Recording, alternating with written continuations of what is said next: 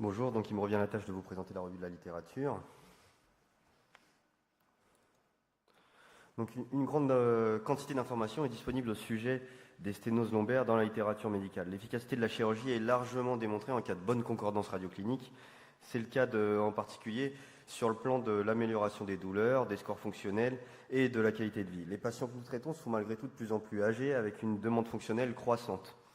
Pour cette population, les rétrécissements dégénératifs du canal lombaire, qui sont en grande partie liés au vieillissement, illustrent typiquement la discussion thérapeutique entre efficacité et invasivité. Quels que soient les progrès de nos techniques et même de nos projets conceptuels, il paraît donc légitime de s'interroger quant à la place de la chirurgie des sténoses lombaires pour les sujets âgés. La revue de la littérature que nous décrivons s'appuiera sur une description globale et plusieurs questions d'intérêt propre. L'objectif principal est d'identifier les résultats de cette chirurgie. Il est apparu tout de même utile d'identifier aussi la population décrite comme âgée par les différents auteurs, car cette considération est souvent subjective.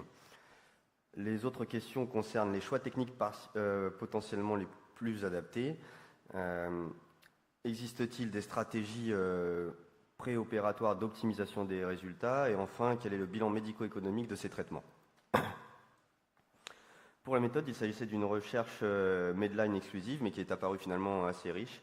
Les mots-clés employés étaient lumbar stenosis, spinal surgery and elderly patient.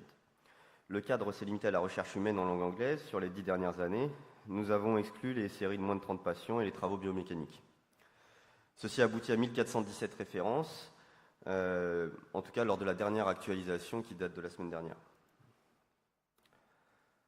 Un premier screening établi sur l'analyse des titres, complété par celle des résumés en cas de doute, a permis de conserver 51 articles pour une analyse en full texte. Au décours de celle-ci, 43 références ont été retenues, avec des niveaux de preuve plus ou moins bons, dont 3 d'entre elles permettent des recommandations de rang A. Donc, quelle est la population définie comme sujet d'intérêt ? Elle est très variable en fonction des auteurs, avec un seuil d'âge variant de 60 à 85 ans. Et ceci rend les comparaisons donc jeunes-vieux assez hétérogènes. Il en était de même pour la nature des pathologies étudiées, comprenant avec des parts variables, des sténoses isolées, parfois associées à des spondylostéises dégénératives, parfois des scolioses. Les traitements comprenaient des décompressions plus ou moins associées à des arthrodèses et même dans certains cas des traitements médicaux. La série que nous avons constituée pour la SFCR concerne des patients de plus de 80 ans pour lesquels les informations restent donc peu nombreuses, avec seulement 8 articles, dont 4 rétrospectifs, et un effectif maximal de 178 sujets pour le papier le plus puissant. L'efficacité de cette chirurgie a été le plus souvent évaluée selon plusieurs critères, le VA lombaire, radiculaire, des questionnaires d'autosatisfaction, l'ODI, le FL, le SF36, le Q5D en particulier. Pour les 12 travaux dont l'objectif principal était d'évaluer les résultats cliniques après chirurgie, des informations concordantes émergent et correspondent donc à une amélioration significative des scores étudiés chez les sujets âgés, avec un recul variant de 3 mois à 4 ans. Les conclusions aboutissent à considérer ces populations compatibles avec ce type de traitement. Quelques considérations spécifiques mais prévisibles sont notées, comme l'absence de modification de la composante anxiodépressive de l'EQ5D et de la composante santé générale du SF36. Aucun papier ne rapporte de résultats défavorables ou même de différences non significatives par rapport au statut clinique préopératoire.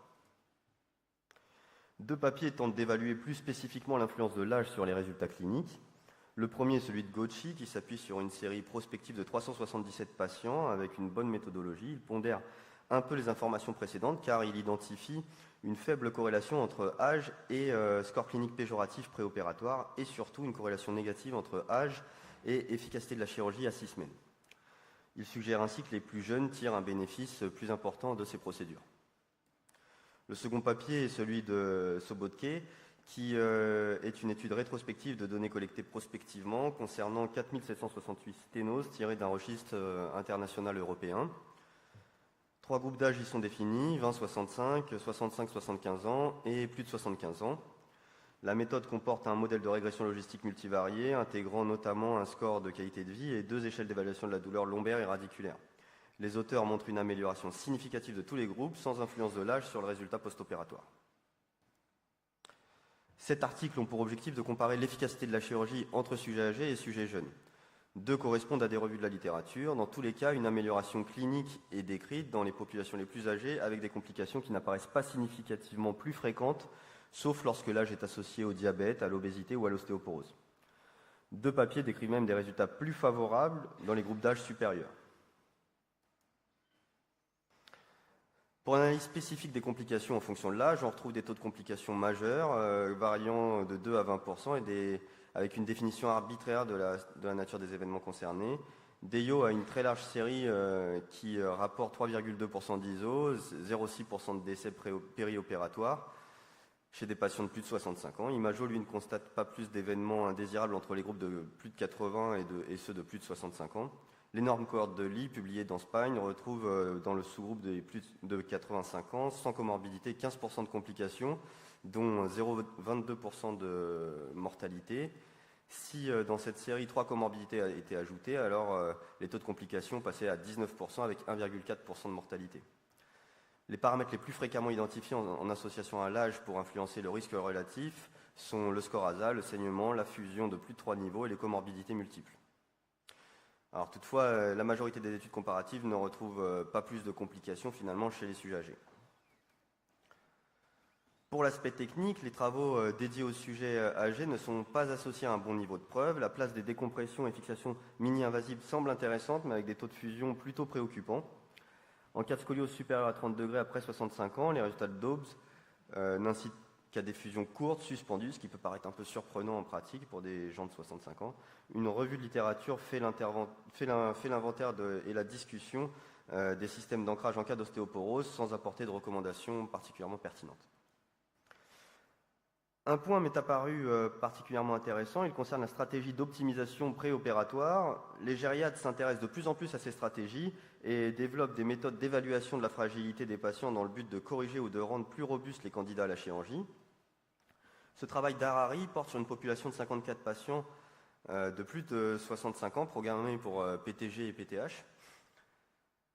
Il s'agit d'une étude prospective comparant un groupe soumis à des soins proactifs gériatriques à un groupe contrôle. Il semble ainsi réduire les complications médicales générales post-opératoires et aborde une forme d'intérêt économique de valorisation des prises en charge multidisciplinaires. Cet aspect sera ensuite un peu plus développé par Laurent Druhen et Jérôme Morisseau. 11 papiers abordent l'aspect médico-économique, dont 2 sont plus spécifiques de ce sujet. Devine propose une comparaison entre groupes de plus ou moins de 70 ans, avec plus ou moins de fusion.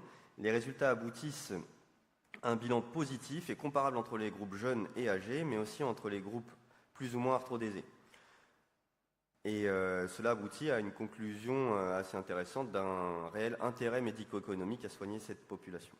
Hollinger, au cours d'une revue qui décrit une augmentation des soins en rapport avec le rachis après 65 ans, présente également un intérêt médico-économique des décompressions lombaires. Par contre, cet intérêt n'est pas confirmé pour les corrections-fusions des déformations.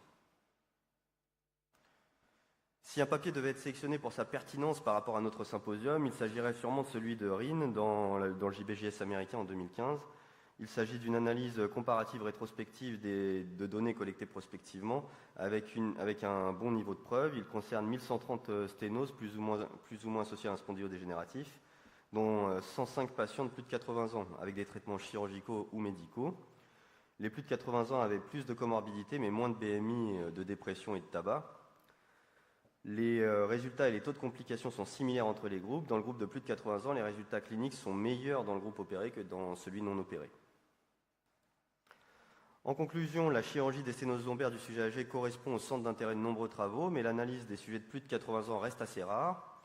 Une amélioration est presque constamment décrite concernant les douleurs, les scores fonctionnels et la qualité de vie, avec une efficacité pas ou peu différente comparée aux populations jeunes. Il est difficile de tirer des recommandations techniques spécifiques associées à un bon niveau de preuve, même si le mini-invasif paraît assez séduisant sur cette population intuitivement. Les considérations anesthésiologiques et gériatriques sont intéressantes en termes d'optimisation préopératoire. Enfin, il semble exister en plus un intérêt médico-économique à la chirurgie des sténoses des sujets âgés. Je vous remercie de votre attention.